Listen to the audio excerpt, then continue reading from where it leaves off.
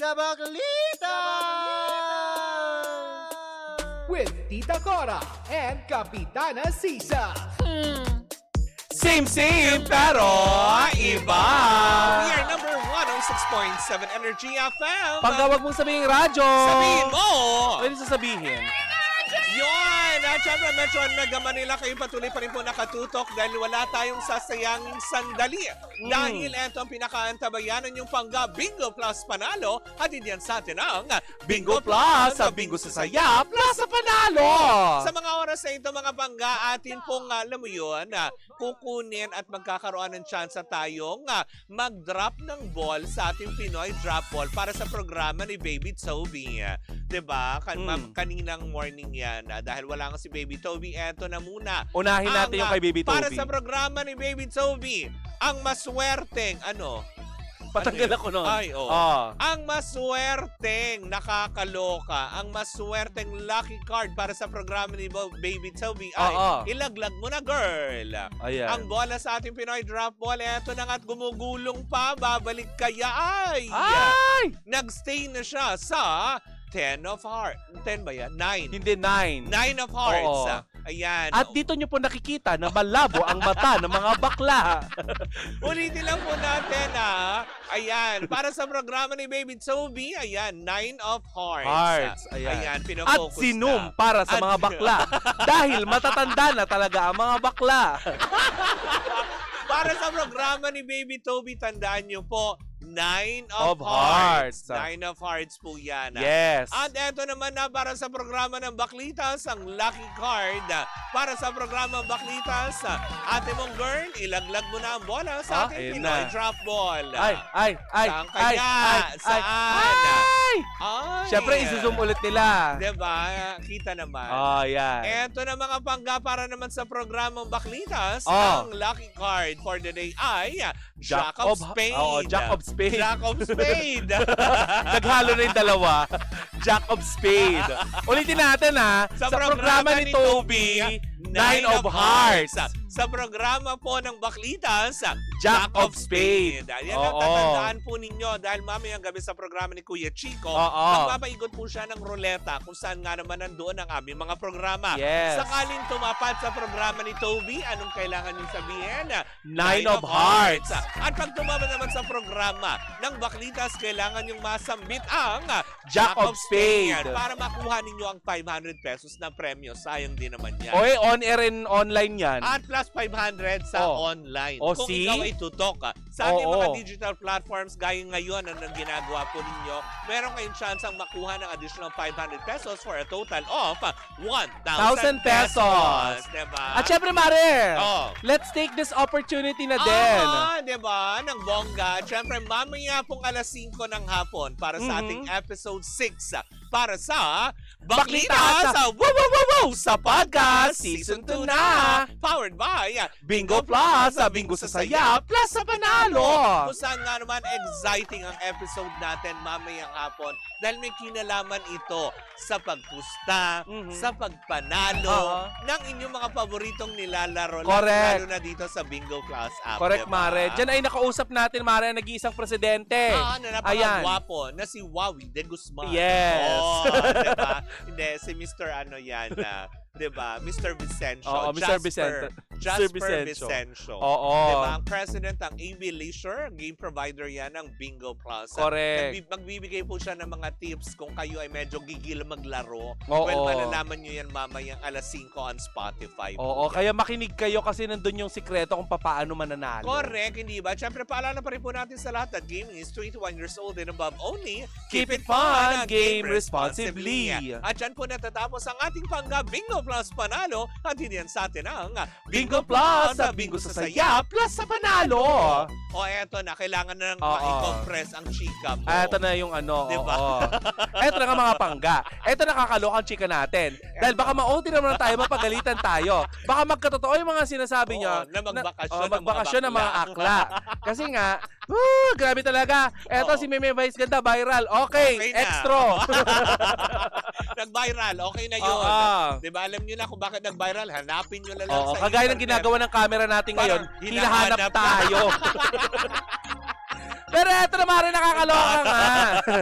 Kasi nga, Mare, Oh. marami ang natutunan ng ang Uncabogable Star na si Meme Vice Ganda mula sa nangyari sa kanilang segment na Sexy Babe Kamakailan lamang.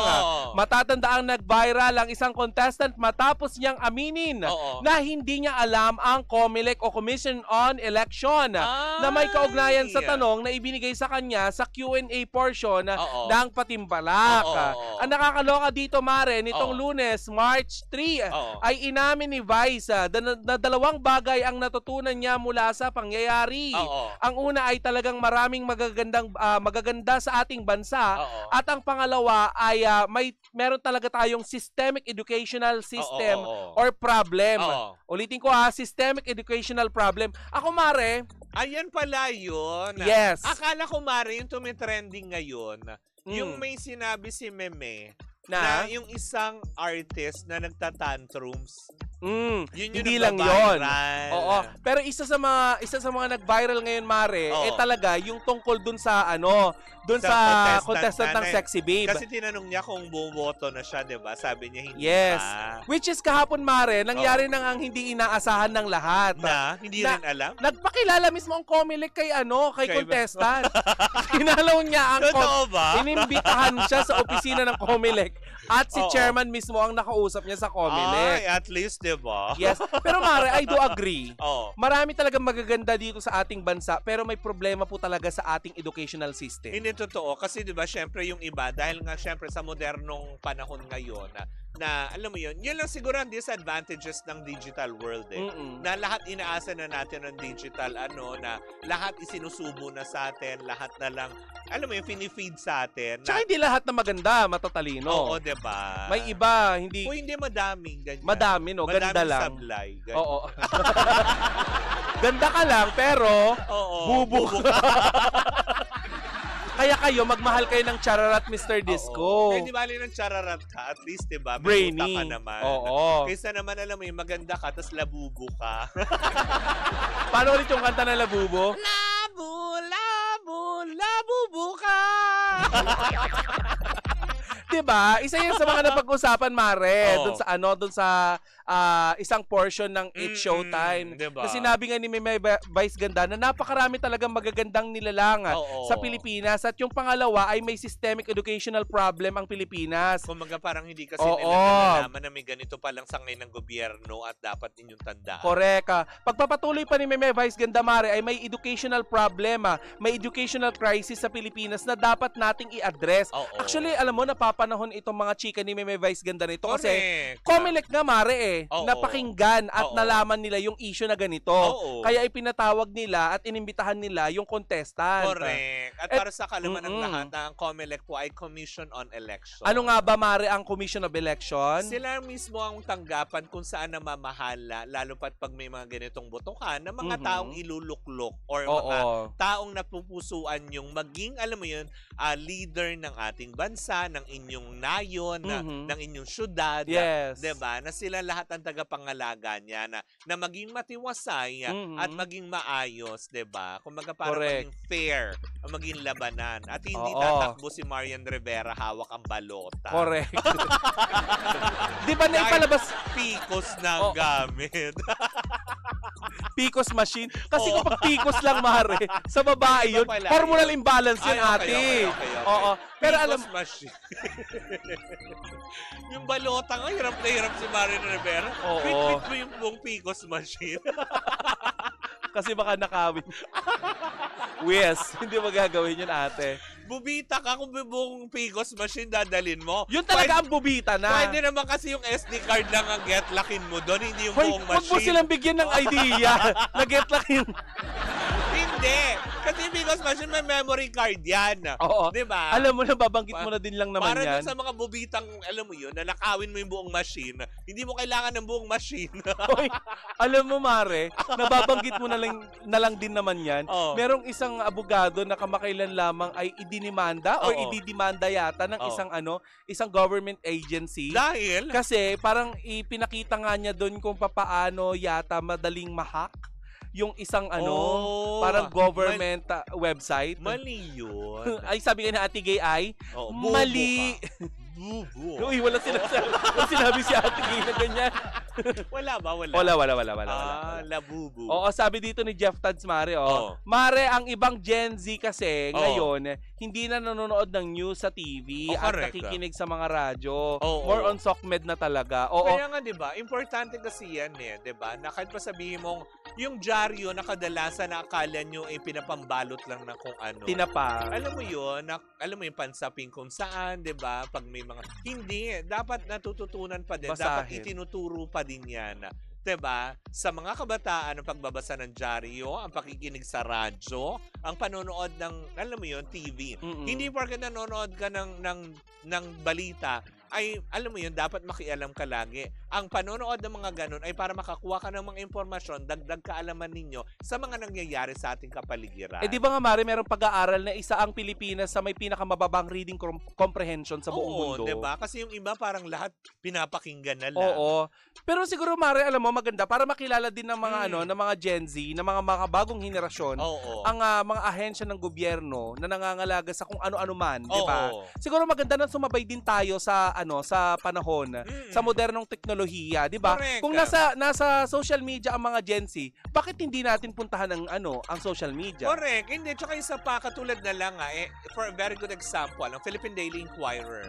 Meron naman na silang online sites kung ayaw yung magbasa ng dyaryo, diba? Na ayaw yung kumuha, tinatamad kayo, nandun lang, pipindot lang din naman kayo. Correct. Diba? Mas maganda nang may alam po kayo kaysa, alam mo yon na maging mangmang sa mga nangyayari sa ating kapaligiran. Correct. Uy, batiin lang natin, nasa 5th floor ng ABS-CBN, may mga nakikinig daw sa atin. Uy, hello! Sino Hello. kayo dyan? Diba? Oo. Na nakakaloka. Paki-hello nga ako kay Tita Cory Vidan. Yes. Anong floor ba si Tita Cory? Pasabi naman, kung i-guest niya kami sa Showtime, gusto lang namin ma-experience na nasa Oo. crowd. Kasi yung PR ni Meme, hindi na kami binalikan. Ayan, mananawagan si Kapitana Sisa. Paano rin yung Para mo dun pananawagan? sa PR ni Meme Vice Ganda na, alam mo yun, kasi ang kabilin-bilinan ni Meme, Oh. di ba, makipag-coordinate. Yes. Kinuha nyo lang po yung number ko, tapos hindi na po kayo tumawag. Oo. At 1 taon na Diba? po ang nakalilipas. Hindi na rin po pinag-uusapan Diba? si Axel Torres ngayon. Nakakaloka. Oo. Kaya naman, ano yan, dun sa mga nakikinig dyan, sa 5th floor nga ba, ng ELJ building, baka naman mapaabot yung po itong mensahe na to kay Tita Cory Vidanes na gusto po ng Baklitas makapanood ng Oo. Showtime. Nananawagan din po kami, ayan, sa pamunuan din po ng Itbulaga. Oo, diba? Baka po pwede rin po kaming makapanood. Hindi po kami naghahangad na makapaglaro. Oo, hindi Makapanood lang po. Chair Lala, di ba? Baka naman po pwede. hindi mo gagamitin si Aling Jurella. Hindi. Ragtahan na.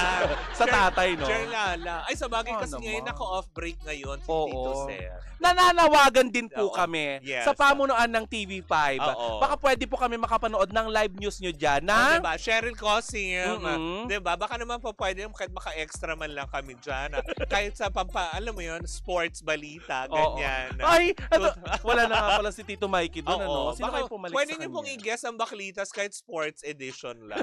diba? Oo. Kami na ang Pwede naman pupunta... kayo mga sidekick ni Jervic. Oo. Buhatin namin si Si Jervy. Jervic, diba? Oo. Habang nagbabalita siya. Oo. Na nakakaloka. Uy, pero alam mo, Mare, Mm. sakto itong mga sinasabi ni Meme Vice Ganda upang nang sa ganun ay mapag-usapan, Kasi meron tayong mga kababayan na ngayon ay nakaasa sa social media. Oo. Tapos connected din sa politika. Maganda Correct. siguro na yung mga tumatakbo ngayon sa politika, mapakinggan nyo yung mga simpleng hinaing ng, ng mga mamamayang Pilipino upang may Correct. pagbasihan kayo sa mga ipapanukalan yung batas. Di ba? Kung hindi man, kung ayaw kayong pakinggan, kayo bilang boboto sa darating na Mayo, hindi ba? Ay maging matalino tayo, mapagmatyaga. Oo. Diba? Na parang tipong tama na yung dahil kilala nyo lang o ganon, dapat alamin nyo kung talaga nakakatulong sa inyo. Correct. Sabi nga nila, Mare, harsh man to pakinggan, no? Huwag kang bubo, bumoto. Oo. Yun ang tagline yan. Hindi, totoo naman Oo. din. Diba? Panawagan lang po natin, yung sa tingin nyo nakakatulong at magkakaroon kayo ng benepisyo. Mhm. Diba? Para sa mas nakakarami, yun po ang iboto po ninyo. Diba? And please, wag niyong ibenta ang inyong boto. Maliit na halaga lang po yung matatanggap po Oo. ninyo kapalit po ng kinabukasan ng inyo pang Huwag mga kayong pumayag anak. ng mga ganyan dahil one-time payment lang yan. Yes. Tapos pag nanalo ako po niyan, promise me, Di kayo kakalimutan kilala. ka niyan, diba? Huyo kayo. Diba? May ganyan tayo. Ay, oo. Ay, hindi na tayo kilala. Lalayo pa ba tayo? Oh. Ay, oo. Ay, nako. Huwag kayong ganon. Oo, di ba na nakakaloka? But anyways, ako mga pangga. Ayan. At syempre, meron ka pa bang idadagdag? Wala na mare, hanga ako kay Meme Vice ganda nowadays. Correct, Kasi, hindi ba? may mga political views talaga siya Oo, na panukala, talaga. diba? Na hindi naman ibig sabihin ay may plano siyang tumakbo. Ay, hindi. Diba? Sinabi niya mismo ayaw. Correct, Si diba? Ayon nga, di ba, umatras? Correct. Diba? May mga ganong aspeto para lang makatulong pukawin tayong lahat. Well, in the meantime, mga pangga, sumayin nyo na naman ng isang edisyon ng Baklita sa Wow Wow Wow Wow! Muli po ako po si Kapitana Sisa. At ako na po ang nagmamadali dahil OT na na si Tita Cora. And we are still Same, pero iba. Tuloy-tuloy pa rin po ang ating tugtugan. Siyempre, dito po lamang yan sa number 106.7 Energy FM. Ang gawag mo sabihin radyo. Sabihin mo! Energy!